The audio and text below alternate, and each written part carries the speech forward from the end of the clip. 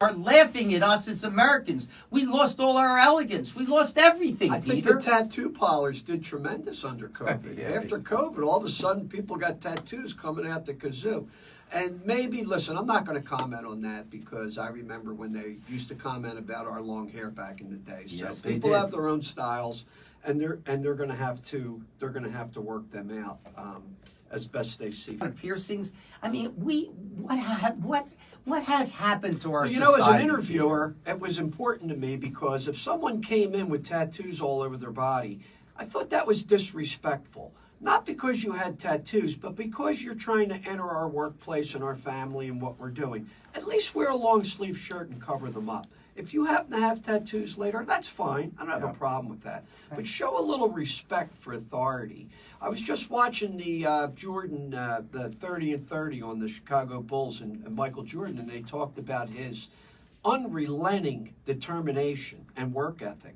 And they went back to his parents and interviewed his parents. You know, both his parents worked, and both his parents were interviewed and said, we didn't sit around and wait for people to give us anything.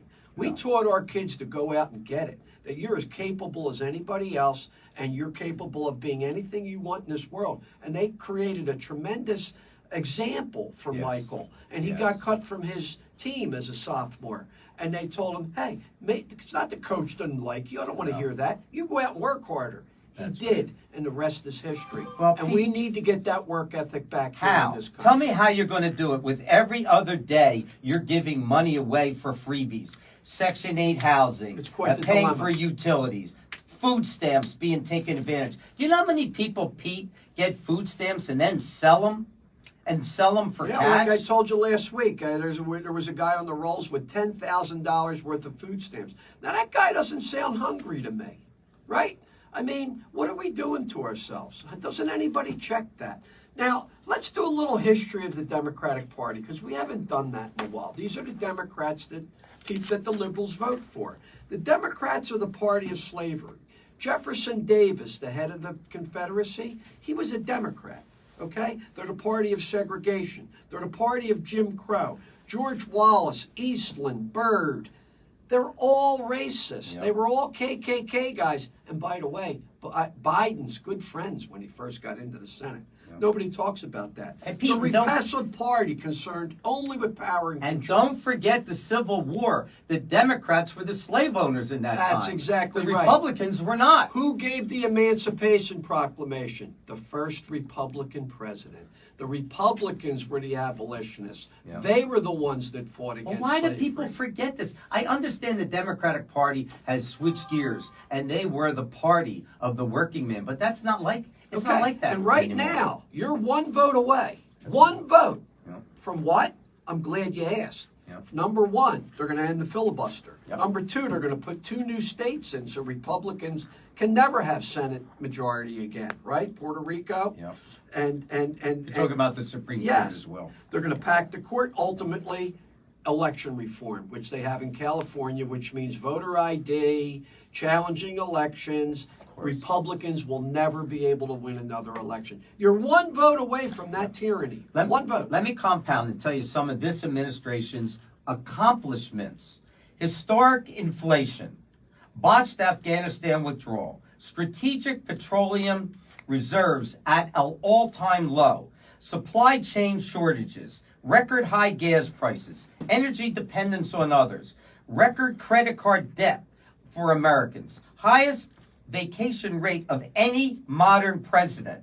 The guy doesn't come to work, for God's sakes. Lowest K-12 test scores in decades. 7 million illegal border crossings and then some. I mean, come on, Pete. And the weaponization of the DOJ.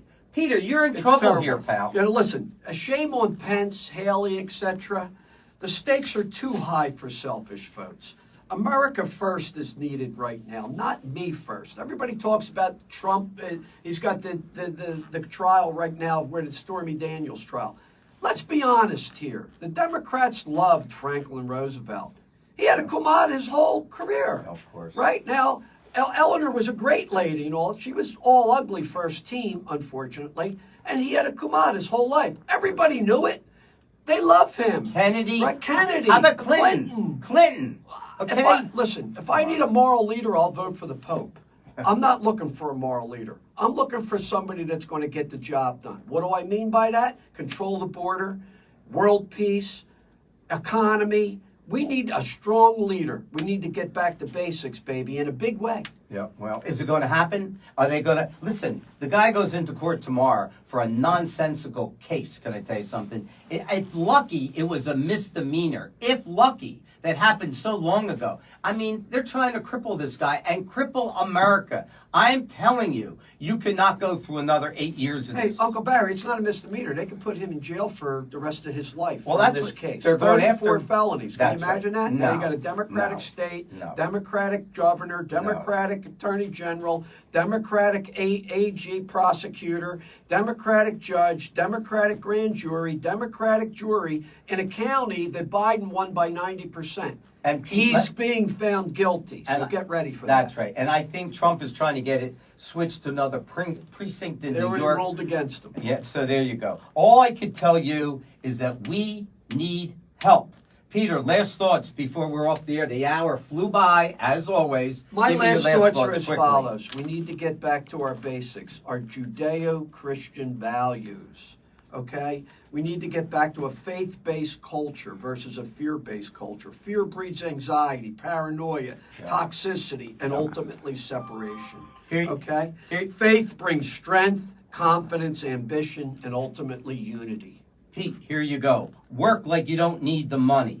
Love like you've never been hurt. And dance like no one is watching. Mr. Satchel Paige.